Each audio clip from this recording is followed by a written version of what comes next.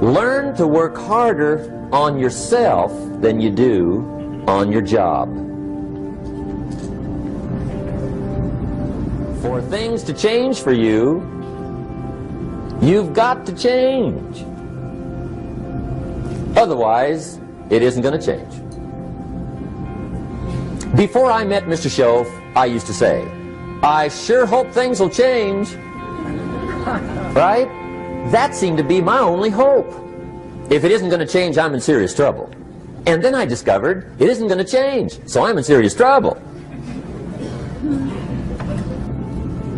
Sometimes you can figure it out, sometimes there's no way to figure it out. Sometimes it goes well, sometimes it gets in a knot. Sometimes it sails along, sometimes it gets in reverse. See, that's not going to change. The last 6,000 years reads like this: opportunity mixed with difficulty. That's how it reads. It isn't going to change. The man says, well, if it isn't going to change, how will my life ever change? Answer, when you change. And whether I'm talking to high school kids or business executives, my message is always the same. And it goes like this: the only way it gets better for you is when you get better.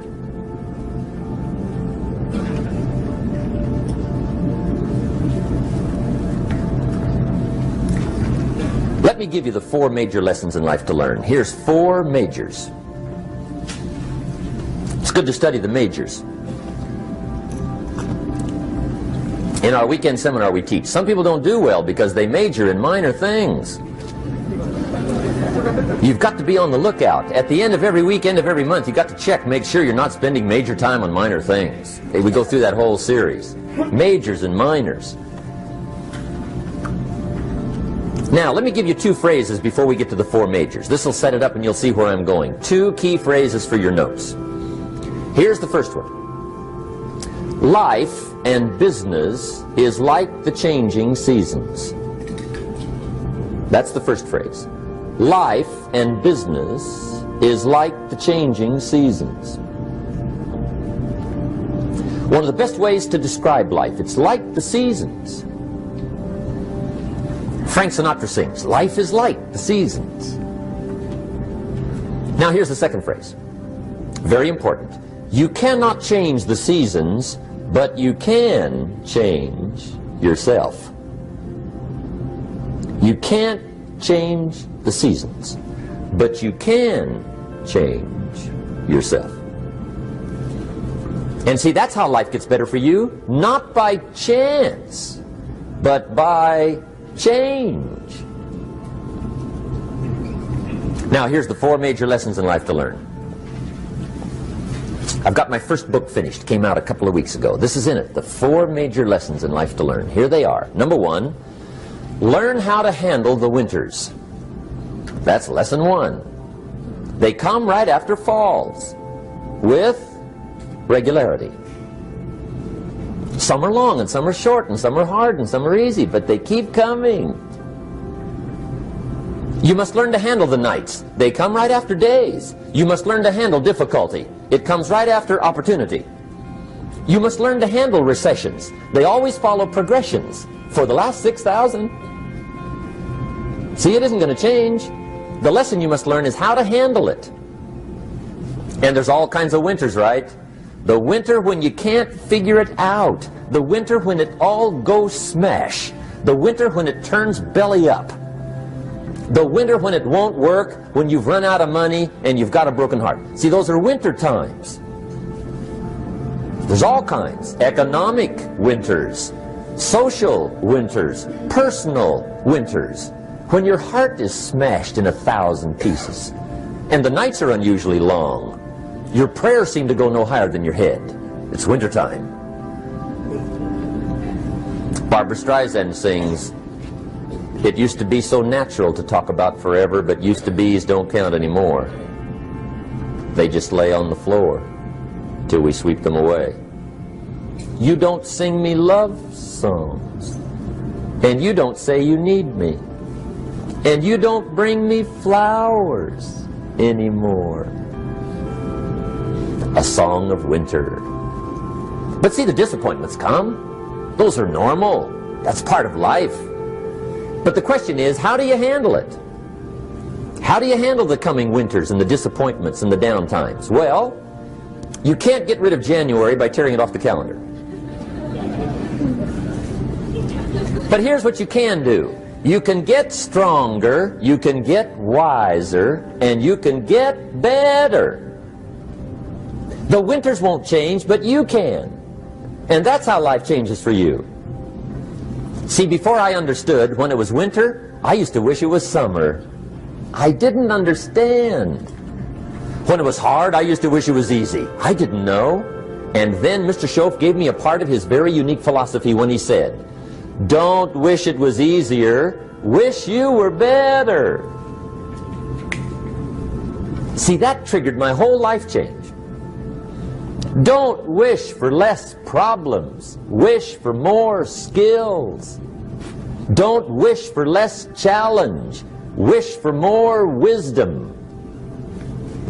That's the key. So that's lesson 1, learn how to handle the winters. Here's lesson 2. Learn how to take advantage of the spring. That's the second one. Spring is called opportunity. And spring follows winter. What a great place for it. If you were going to put it somewhere, that'd be the place to put it, right after winter. And pray tell, how often does spring follow winter? Every year with regularity, 6,000. You can almost count on it. See, opportunity always comes. Days follow nights. Isn't that terrific? Opportunity follows difficulty. But here's what you must learn to do. Underline these 2 words in that key phrase. Take advantage. Underline those 2. You must learn to take advantage of the spring. See, just because spring rolls around is no sign you're going to look good come fall. You gotta do something with it. In fact, you have to get good at one of 2 things in life. Planting in the spring or begging in the fall. Or get somebody to do it for you. See, those are about the only alternatives. Now here's what else you must do. Take advantage of the springs quickly, because there's only a few. Just a handful of springs have been handed to each of us. They don't come forever. Life is fairly brief. So you got to read every book you can get your hands on what to do with your springs while they're here. And take advantage, they soon run out. The Beatles wrote, "Life is so short." And for John Lennon, it was extra short. But life is brief. Elton John sings, "She lived her life like a candle in the wind." It's brief. So whatever you're going to do with your life, you got to get at it. Don't just let the springs pass. Here's the third major lesson in life to learn. Learn how to protect your crops all summer. You got to take care of what you start. Sure enough, as soon as you've planted your garden in the spring, the busy bugs and the noxious weeds are out to take it. And here's the next bit of truth. They will take it unless you prevent it. And that's the third major skill to learn. You've got to learn to prevent the intruder from taking all the good you start. It's one of the challenges. Here's 2 key phrases under number 3. First one, all good will be attacked. On this planet. Maybe not the next one we get to, but on this one, all good will be attacked. Every garden will be invaded. Not to think so is naive. And here's the second phrase. All values must be defended. Political values, social values, community values, family values, marriage values, friendship values, business values. Every garden must be tended all summer. Third major lesson. Now here's number 4. Fourth major lesson in life to learn. Learn how to reap in the fall without complaint. Learn to reap come harvest time without complaint. Take full responsibility for what happens to you. It's one of the highest forms of human maturity, accepting full responsibility. It's the day you know you've passed from childhood to adulthood, the day you accept full responsibility. And another note, learn to reap in the fall without apology. Without apology if you do well, and without complaint if you don't. That's maturity. I used to have that long list of reasons why I wasn't doing well. To explain. You got to explain, right? Otherwise you're going to look bad. I used to have this funny list called Reasons for Not Looking Good.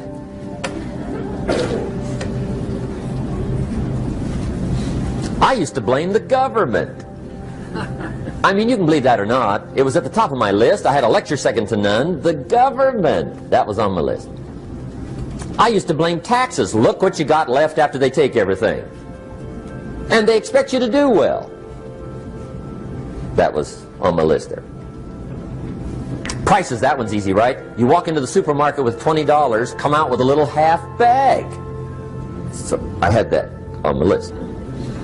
I used to blame the weather. I blamed the traffic. I used to blame my car. I blamed the manufacturers. I used to blame the company. I blamed company policy. I used to blame the training program. I blame my negative relatives. They were always putting me down. I blame my cynical neighbors. They're just selfish, looking out for themselves. Won't loan you money? They were on my list.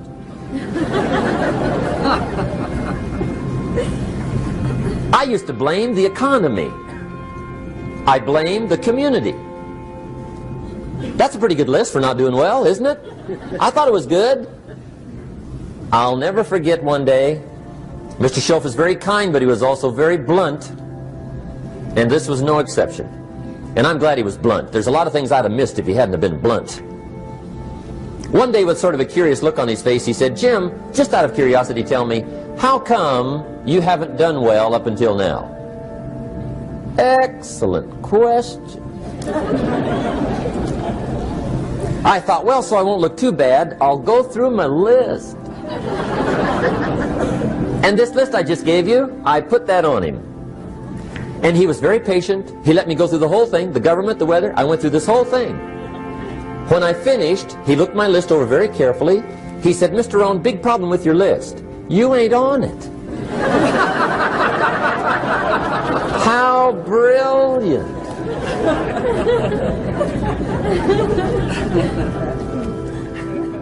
When I went to work for him a few months later, I learned very quickly to tear up my list, reasons for not doing well, and I threw it away.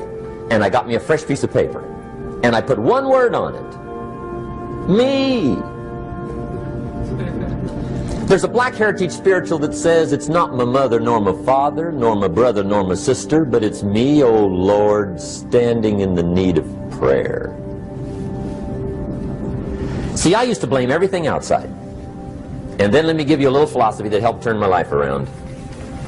For your notes, here it is. It's not what happens that determines the quality or the quantity of your life. It's not what happens. And the reason is because what happens happens to about everybody. No different. The sun went down on all of us last night. A common event, a happening. And I found out that the same things can happen to two different people. One gets rich and one stays poor. Why is that? It's because it's not what happens, but rather it's what you do that changes everything.